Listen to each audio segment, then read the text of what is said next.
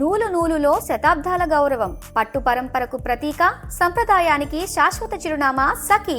తెలంగాణ రైతులకు రేవంత్ రెడ్డి సర్కార్ అదిరిపోయే శుభవార్త అందించింది. కేవలం 9 రోజులలో రైతుల ఖాతాలలోకి ఏకంగా 9,000 కోట్ల రూపాయలు జమ కాబోతున్నాయి. అవును, మీరు విన్నది నిజమే.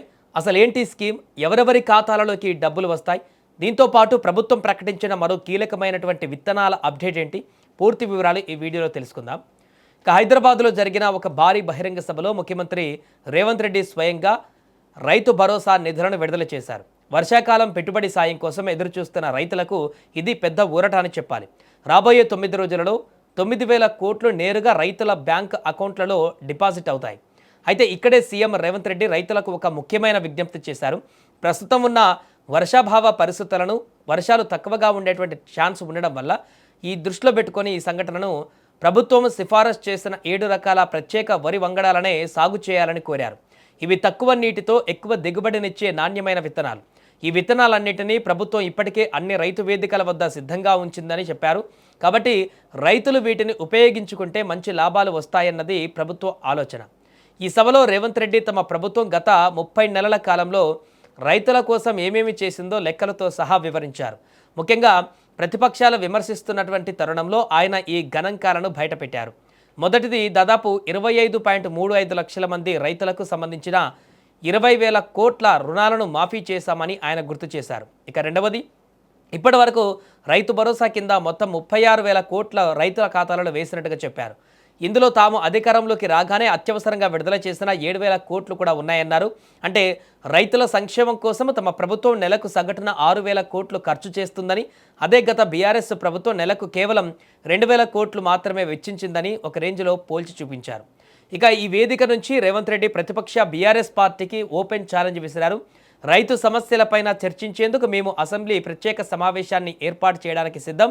బీఆర్ఎస్ 10 ఏళ్ల పాలనపైన, కాంగ్రెస్ 2.5 ఏళ్ల పాలనపైన చర్చకు మీరు రెడీనా అంటూ అక్కడ కామెంట్ చేశారు. దీంతోపాటు గత కేసీఆర్ ప్రభుత్వం పైన తీవ్ర విమర్శలు చేశారు.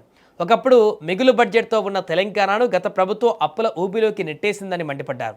ప్రస్తుతం రాష్ట్ర అప్పులు అక్షరాల 8.11 లక్షల కోట్లకు చేరాయంటూ ఒక భారీ నెంబర్ను తెరపైకి తెచ్చారు. అలాగే వచ్చే ఎన్నికలలో బీజేపీ అధికారంలోకి వస్తుందంటున్న లీడర్లపైన కూడా సెటర్లు వేస్తూ ప్రధాని మోదీ ఇచ్చిన హామీలు ఏమయ్యాయని ప్రశ్నించారు. చివరిగా రాజకీయంగా, ఆర్థికంగా ఎన్ని అడ్డంకులు సృష్టించినా సరే రాష్ట్ర అభివృద్ధిని ఆపలేరని రేవంత్ రెడ్డి స్పష్టం చేశారు. ముఖ్యంగా ప్రభుత్వం ప్రతిష్టాత్మకంగా తీసుకున్న మూసీ నది సుందరీకరణ ప్రాజెక్టు, రీజనల్ రింగ్ రోడ్, అదేవిధంగా హైదరాబాద్ మెట్రో రైలు విస్తరణ పనులను ఖచ్చితంగా అనుకున్న సమయానికి పూర్తి చేసి తీరుతామని సభాముఖంగా హామీ ఇచ్చారు. సో తెలంగాణ ప్రభుత్వం నుంచి వచ్చిన బిగ్గెస్ట్ అప్డేట్, 9 రోజులలో 9,000 కోట్లు నేరుగా రైతుల అకౌంట్లలోకి రానున్నాయి. మరి ప్రభుత్వం సిఫారసు చేసిన వరి విత్తనాలపైన, అలాగే ఈ నిధుల విడుదలపైన మీ అభిప్రాయం ఏంటో కూడా కామెంట్ చేయండి. రైతు రుణమాఫీ 25,35,000 మంది రైతులకు 20,677 కోట్ల రూపాయలు, 2 లక్షల వరకు రైతు రుణమాఫీ చేసిన మాట వాస్తవం కాదా?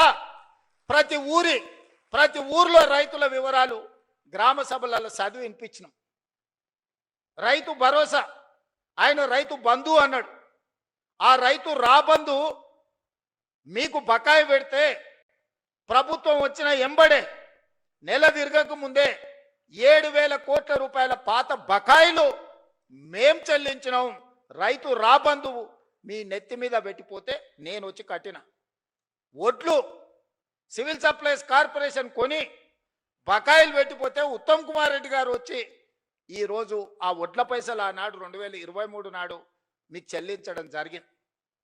ఇవాళ రైతు భరోసా 10,000 సంవత్సరానికి వాళ్ళు ఇస్తే 12,000కు పెంచి ఇప్పటి వరకు 27,000 పైచిలుకు కోట్ల రూపాయలు మీ ఖాతాలేసి ఇవాళ మరో 9,000 కోట్ల రూపాయలు వేయడానికి, మొదటి విడత 9 రోజుల్లో మీ ఖాతాలో 9,000 కోట్లు వేయడానికి దాదాపుగా రైతు భరోసా మీద ఈ విడతతో కలిపితే 36,000 కోట్ల రూపాయలు ఈరోజు రైతులకు అందించిన చరిత్ర ఈరోజు ఈ ప్రభుత్వానిది.